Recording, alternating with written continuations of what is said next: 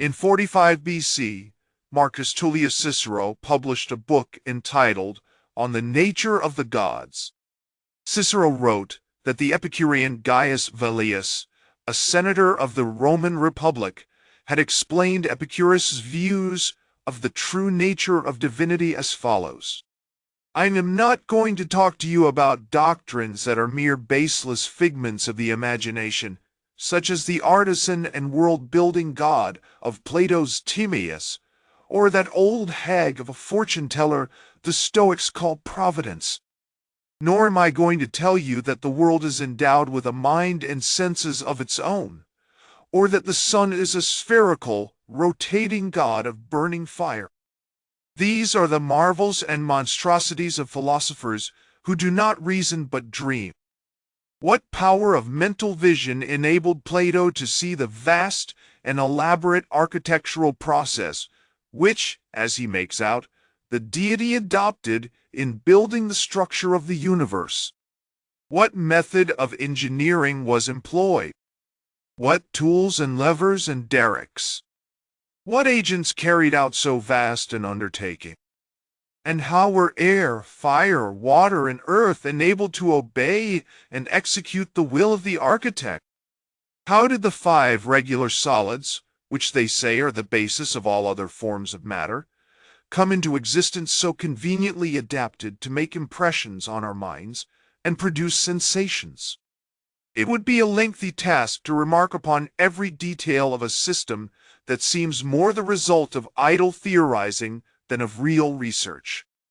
But the prize example is that Plato, who represented the world not merely as having had an origin, but even as almost made by hand, also declared that it will exist forever. Can you suppose that a man can have even dipped into natural philosophy if he imagines that anything that has come into being can be eternal? What composite whole is not capable of dissolution? What thing is there that has a beginning but not an end? As for your Stoic providence, Lucilius, if it is the same thing as Plato's creator, I repeat my previous questions. What were its agents and instruments? How was the entire undertaking planned out and carried through? If, on the contrary, your providence is something different, I ask why it made the world mortal rather than everlasting as did Plato's divine creator. And I would put to both of you the question, why did these deities suddenly awake into activity as world builders after countless ages of sleep? For though the world did not exist, it does not follow that ages did not exist. By ages I mean not periods made up of a number of days and nights in annual courses, for in this sense I admit ages could not have been produced without the circular motion of the firmament. But from the infinite past there has existed an eternity not measured by limited divisions of time, but of a nature intelligible in terms of extension, since it is inconceivable that there was ever a time when time did not exist. Well then, Balbus, what I ask is, why did your providence remain idle all through that extent of time of which you speak? Was it in order to avoid fatigue? But divinity cannot know fatigue, and there was no fatigue in question, since all the elements, sky, fire, earth, and sea, were supposedly obedient to the divine will. Why should a divinity take a fancy to decorate the firmament with figures and illuminations, like a public works director? If it was to embellish his own lodging, then it seems that he had previously been dwelling for an infinite time in a dark and gloomy hovel. Are we to suppose that afterwards the varied beauties which we see adorning earth and sky have afforded him pleasure? How can a god take pleasure in things of this sort? And if he did, he could not have dispensed with it so long. Or were these beauties designed for the sake of men, as your Stoic school usually maintains? Was it designed for the sake of wise men? If so, all this vast effort of construction took place on account of only a handful of people. Was it designed for the sake of fools then? But in the first place, there was no reason for a god to do a service to the wicked. Secondly, what good did he do? All fools are beyond question extremely miserable, precisely because they are fools. For what is more miserable than folly? In the second place, there are so many troubles in life that although wise men can alleviate them by balancing against them life's advantages, fools can neither avoid the approach of troubles nor endure their presence. On the other hand, those who say that the world is itself endowed with life and wisdom have failed entirely to see what shape such an intelligent living being could conceivably possess. I will touch on this a little later. For the present, I will confine myself to expressing my surprise at their stupidity in holding that a blessed and immortal being is of a spherical shape. And they do so merely on the ground that Plato pronounces a sphere to be the most beautiful of all figures.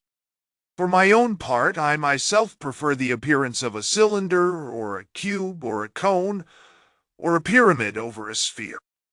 Further, what mode of existence is assigned to their spherical deity? Why, they say he is in a state of rotation, spinning round with a velocity that surpasses all powers of conception. But it is beyond my ability to see what room there can be in such an existence for steadfastness of mind and for happiness. Why would a condition that is painful in the human body, if even the smallest part of it is so affected, be supposed to be painless for a deity? Clearly, the earth, being a part of the world, is also a part of such a god. Even further, we see that vast portions of the earth's surface are uninhabitable deserts, being either scorched by the sun's closeness or frost-bound, and covered with snow due to the sun's remoteness. But if the world is God, then these parts of the world must be regarded as limbs of God, and these limbs must therefore undergo extremes of heat and cold as well. So much, Lucilius, for the doctrines of your school. To show what the older systems are like, I will trace their history from your predecessors. Thales of Miletus, who was the first to investigate these matters, said that water was the first principle of things, and that God was the mind that molded all things out of water. Supposing that gods can exist without sensation, why did he make mind out of water, if mind can exist by itself without a body?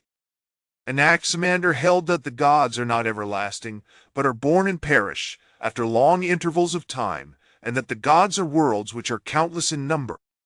But how can we conceive of a god except as living forever? Next, Anaximenes held that the air is God, that it has a beginning in time, that it is immeasurable and infinite in extent, and is always in motion. But can formless air be a god, especially seeing that it is proper to God to possess not merely some random shape, but the most beautiful shape? Or can air be a god if it had a beginning? Can anything that had a beginning not necessarily be mortal? Anaxagoras, the successor of Anaximenes, was the first to hold that the orderly disposition of the universe is designed and perfected by the rational power of an infinite mind. But in saying this, he failed to see that there can be no such thing as sentient and continuous activity in that which is infinite. This is because sensation in general can only occur when a subject becomes aware of something else by the impact of a sensation from somewhere else. Further, if Anaxagoras intended his infinite mind to be a definite living creature, it must have some inner principle of life to justify the name. But mind is itself the innermost principle. Mind, therefore, must have an outer clothing of body. But Anaxagoras will not allow this, even though a mind naked and simple, without any material addition to serve as an organ of sensation, eludes the capacity of our understanding. Alcmaeon of Croton, who attributed divinity to the sun, moon, and other heavenly bodies, and also to the soul, did not perceive that he was bestowing immortality on things that are mortal. Pythagoras, who believe that the entire substance of the universe is penetrated and pervaded by a soul, of which our souls are fragments, failed to notice that the severance of the souls of men from the world's soul means the dismemberment and rending asunder of God. And if this were true, then when their souls are unhappy, as happens to most men, a portion of God would be unhappy, which is impossible. Further, if the soul of man is divine, why is it not omniscient? If the Pythagorean God is pure soul, how is he implanted in or diffused throughout the world? Next, Xenophanes endowed the universe itself with mind, and held that because it is infinite, the universe is God.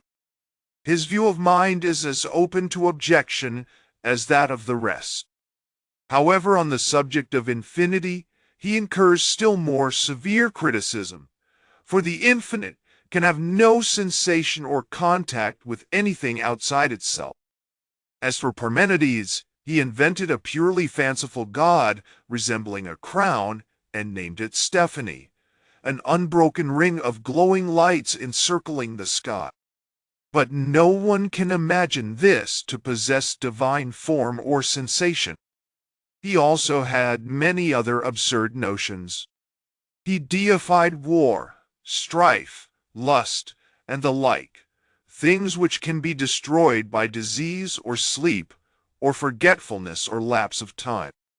He also deified the stars, but this view has been criticized already and need not be dealt with again. Empedocles, among many other blunders, comes to grief most disgracefully in his theology. He assigns divinity to the four substances which in his system are the constituent elements of the universe, even though clearly these substances both come into and pass out of existence and are entirely devoid of sensation. Protagoras declares he has no clear views whatsoever about whether the gods exist or not, or what they are like, and so he seems to have no notion at all of a divine nature. As for Democritus, in what a maze of error is he involved! At one moment Democritus ranks his roving images as gods. At another, he ranks as gods the substance that emits and radiates these images. Then again he says that God is the scientific intelligence of man.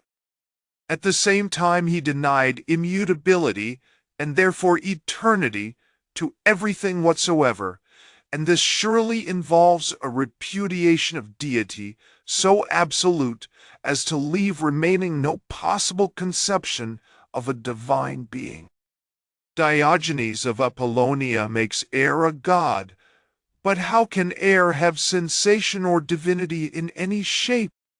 The inconsistencies of Plato are a long story. In the Timaeus, Plato says that it is impossible to name the Father of the universe. In the Laws, Plato dismisses all inquiry into the nature of God. Separately, Plato holds that God is entirely incorporeal, but an incorporeal divinity is inconceivable. An incorporeal deity would necessarily be incapable of sensation, and also of practical wisdom, and of pleasure, as all of these attributes are essential to our conception of a god. Yet both in the Timaeus and the Laws Plato says that the world, the sky, the stars, the earth, and our souls are gods, in addition to those gods in whom we have been taught to believe by ancestral tradition. But it is obvious that these propositions are both inherently false and mutually contradictory. Xenophon commits almost the same errors, but he uses fewer words. In his book of the Sayings of Socrates, Xenophon represents Socrates as arguing that it is wrong to inquire about the form of God, but he also has Socrates saying that both the Son and the soul are God, and as speaking at one moment of a single God and at another of several. These utterances involve almost the same mistakes as do those which we quoted from Plato. Antisthenes, in his book entitled The Natural Philosopher, says that while there are many gods of popular belief, there is one God in nature. This deprives divinity of all meaning or substance. Similarly, Speusippus, following his uncle Plato, speaks of a certain force that governs all things and is endowed with life. As a result, Speusippus does his best to root out the notion of deity from our minds altogether. Aristotle, in the third book of his philosophy, has a great many confused notions consistent with the doctrines of his teacher, Plato. At one moment, Aristotle assigns divinity exclusively to the intellect. At another, he says that the world itself is a god. At another time, Aristotle puts some other being over the world, and assigns to this being the role of regulating and sustaining the motion of the world by means of a sort of inverse rotation. Aristotle then says that the celestial heat is God, failing to remember that the heavens are a part of that world, which elsewhere he himself had entitled God. But how could the divine consciousness, which Aristotle assigns to the heavens, persist in a state of such rapid motion, where moreover are all the gods of accepted belief, if we count the heavens also as a god? Again, in maintaining that God is incorporeal, Aristotle robs God entirely of sensation and also of wisdom. Further, how is motion possible for an incorporeal being? On the other hand, if God is always in motion, how can he enjoy tranquility and bliss? Nor was Aristotle's fellow pupil Xenocrates any wiser on this subject. The volumes by Xenocrates on the nature of the gods give no intelligible account of the divine form, for he states that there are 8 gods.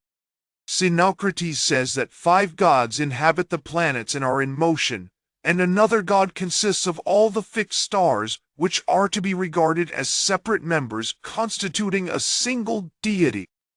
As a 7th god, Xenocrates adds the sun, and as an 8th, the moon.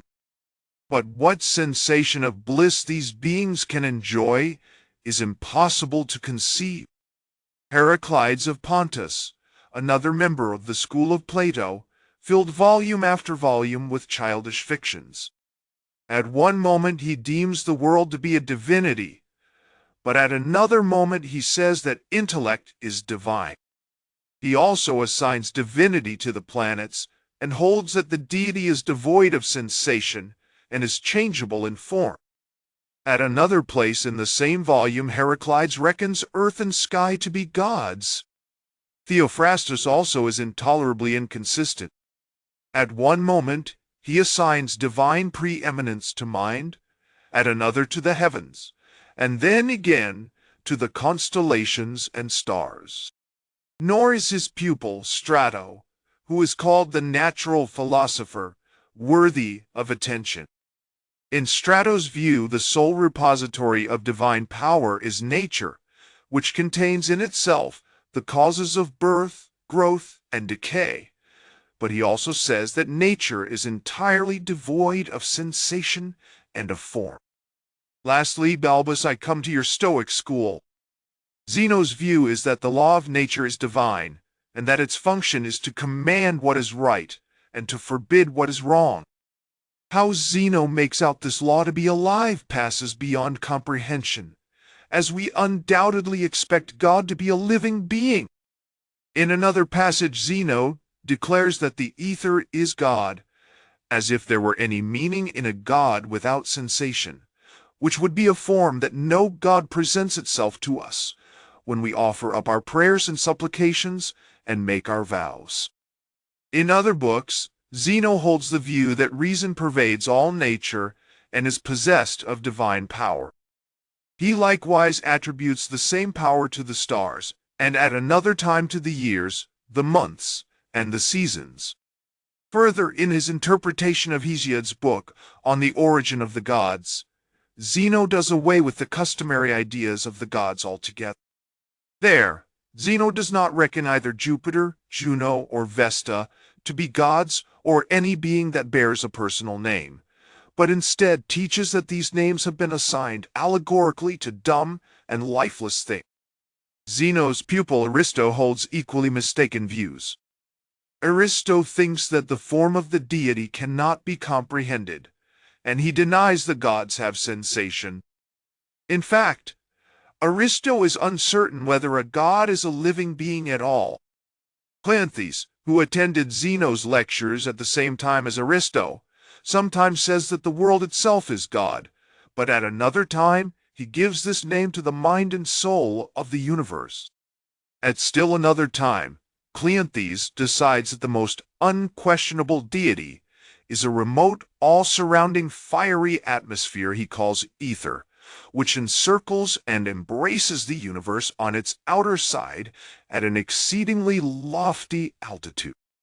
Elsewhere in the books that he wrote to argue against hedonism, Cleanthes babbles as if he were demented, at one time imagining gods of some definite shape and form, at another time assigning full divinity to the stars, and at yet another time pronouncing that nothing is more divine than reason. The result is that a God which we can apprehend by our intelligence, and which we desire to make correspond with a mental concept in the same way that a seal matches its impression, has utterly and entirely vanished. Persius, another pupil of Zeno, says that men have deified those persons who have made some discovery of special utility for civilization, and that useful and health-giving things have themselves been called by divine names. Persius does not say that these were discoveries of the gods, but speaks of these discoveries themselves as divine. But what could be more ridiculous than to award divine honors to sordid and deformed things, or to give the rank of gods to men who are now dead and gone, and for whom worship could only take the form of lamentation?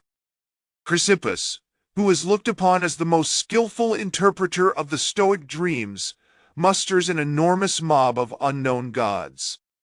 These gods are so utterly unknown that even imagination cannot guess at their form and nature, even though to the Stoics our minds appear capable of visualizing anything. Chrysippus says that divine power resides in reason, and in the soul and mind of the universe. He calls the world itself a god, and he says that world's all-pervasive soul is God. At other times, he says that the guiding principle of the soul, which operates through intellect and reason, to be God, and at other times he calls God the common and all-embracing nature of things. Chrysippus also calls the power of fate and the necessity that governs future events to be God.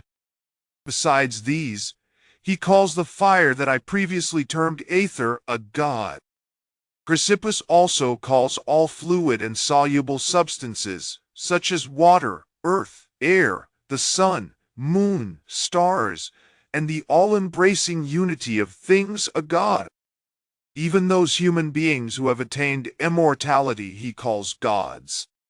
Chrysippus also argues that the god whom men call Jupiter is the ether, and that Neptune is the air which permeates the sea. He says that the earth is the goddess called Ceres, and he deals in the same way with the whole series of the names of the gods. He also identifies Jupiter with the mighty law, everlasting and eternal, which is our guide and instructor in duty. He gives that duty the name of necessity or fate, and calls it the everlasting truth of future events.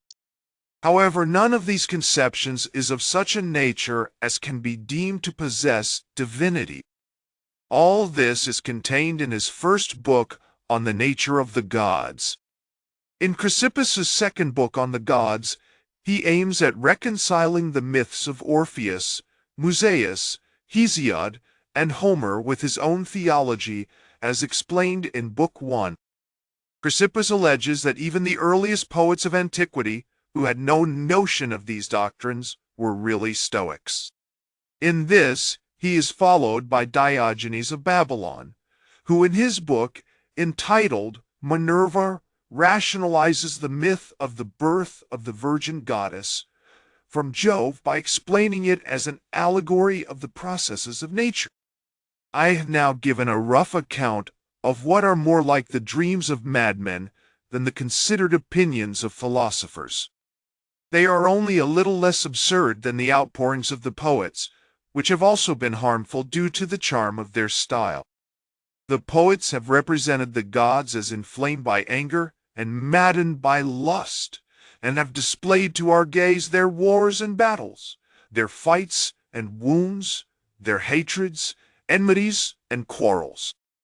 The poets have talked of the births and deaths of gods, their complaints and lamentations, the utter and unbridled license of their passions, their adulteries and imprisonments, their unions with human beings, and the birth of mortal children from immortal parents. With the errors of the poets may be classed the monstrous doctrines of the Magi and the insane mythology of Egypt, and also the popular beliefs, which are a mass of inconsistencies sprung from ignorance. Anyone reflecting on the baseless and irrational character of these doctrines ought to regard Epicurus with reverence, and to rank him as one of the very gods about whom we are inquiring. For Epicurus alone perceived, first, that the gods exist because nature herself has imprinted a conception of them on the minds of all mankind.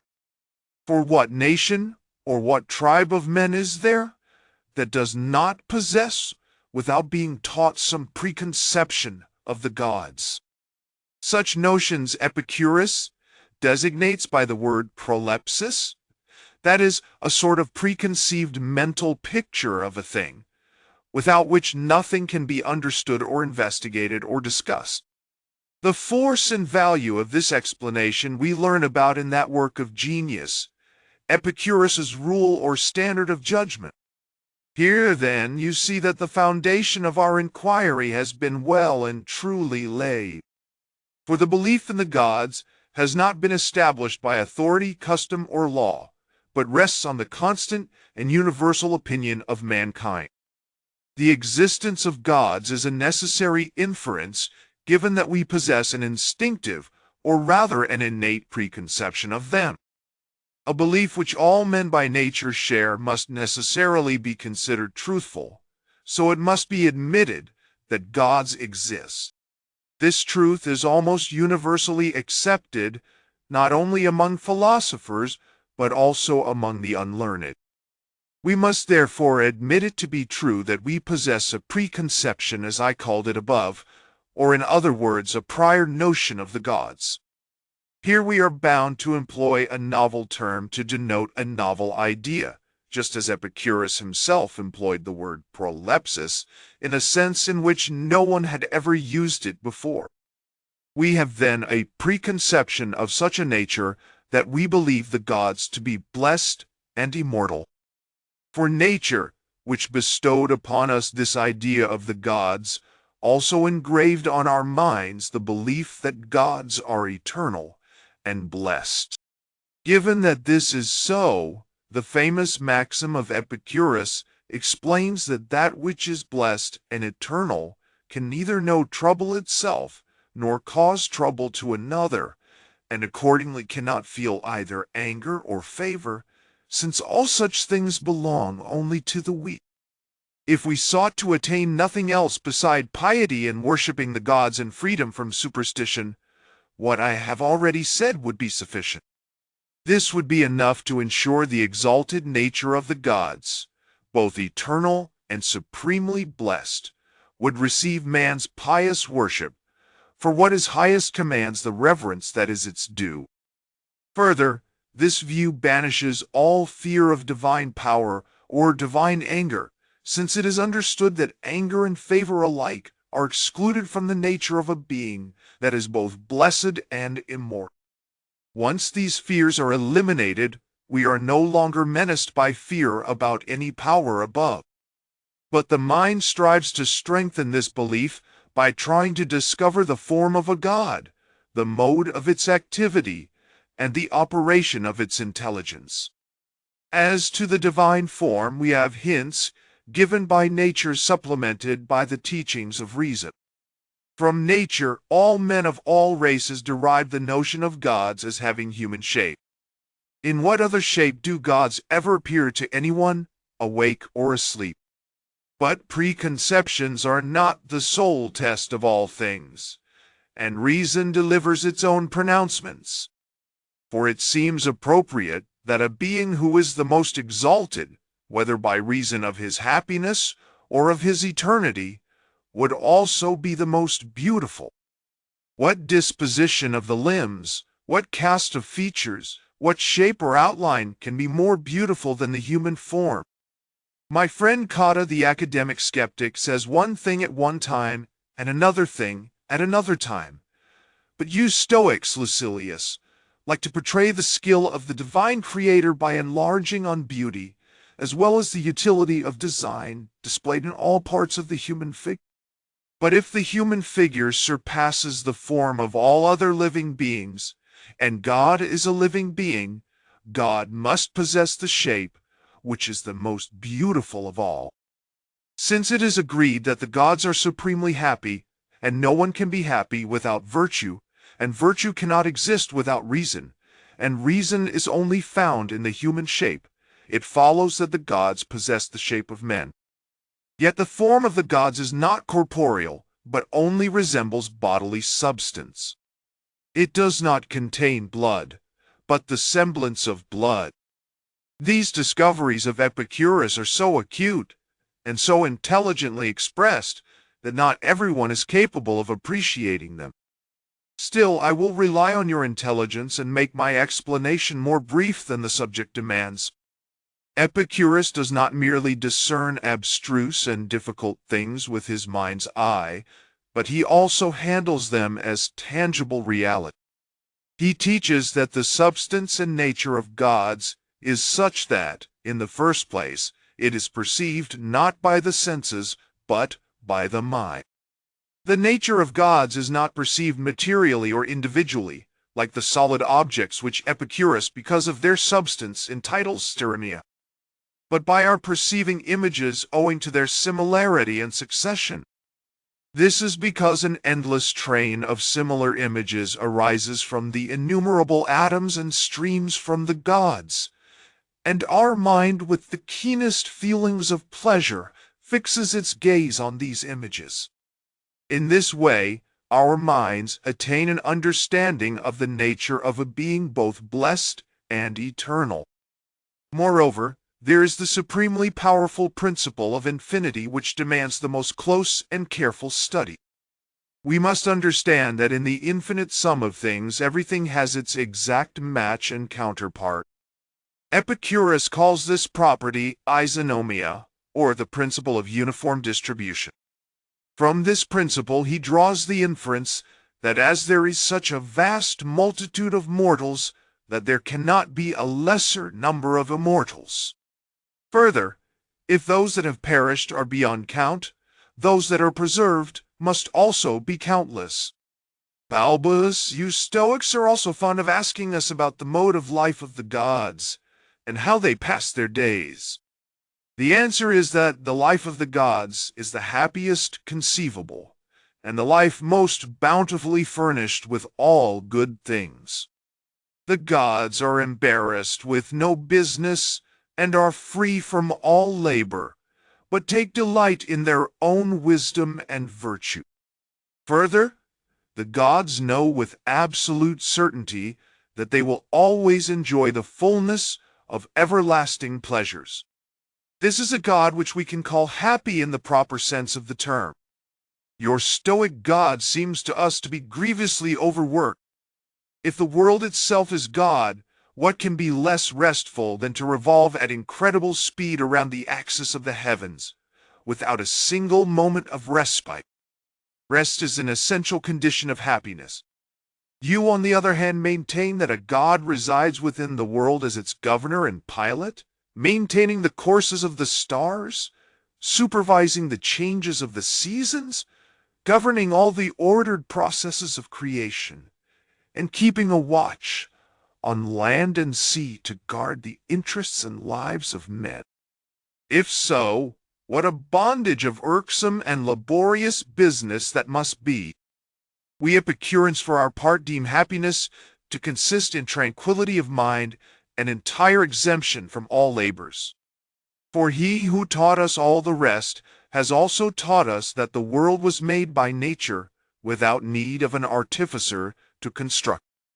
Epicurus also taught that the act of creation, which according to you cannot be performed without divine skill, is so easy that nature will create, is creating, and has created worlds without number. You, on the contrary, cannot see how nature can achieve all this without the aid of some intelligence. Like the tragic poets who are unable to bring the plot of their drama to an ending, you must resort to a god. You would assuredly not need such intervention if you would but contemplate the measureless and boundless extent of space that stretches in every direction. Into that infinity, the mind projects and propels itself, journeying onward far and wide, without ever sighting any margin or ultimate point where it can stop. In that immensity of length and breadth and height, there moves an infinite quantity of atoms, which though separated by void, yet come together and take hold of each other. From these unions are created those shapes and forms of things which you think cannot be created without the aid of bellows and anvils. You have therefore saddled humanity with an eternal master, whom day and night we are obliged to fear. For who would not fear a prying busybody of a god, who foresees and thinks about and notices all things, and deems everything to be his concern? Out of this theology came first of all your doctrine of necessity or fate, which you also call harmony, the theory that every event is the result of an eternal truth and an unbroken sequence of causation. But what value can be assigned to a philosophy which thinks that everything happens by fate? That is a belief for old women, and ignorant old women at that. Next follows your doctrine of divination, which, if we consented to listen to you, would so steep us in superstition that we would become devoted to soothsayers, oracle-mongers, seers, and interpreters of dreams. But Epicurus has set us free from superstitious terrors and delivered us out of captivity. Through Epicurus's wisdom, we have no fear of beings who, we assuredly know, create no trouble for themselves, nor seek to cause trouble to others, while we ourselves worship with reverence the transcendent majesty of nature. I fear that enthusiasm for my subject has made me long-winded. It is difficult to leave so vast and splendid a theme unfinished, but it is my business here to be more of a listener than a speaker. With these words, Velleius completed his explanation of Epicurus's views of divinity. The preceding text has been adapted into modern American English based on the translations of Charles Young and Harris Rackham. On October 28, 2025, this media version of the presentation was issued into the public domain. We thank all participants at EpicureanFriends.com who made this presentation possible.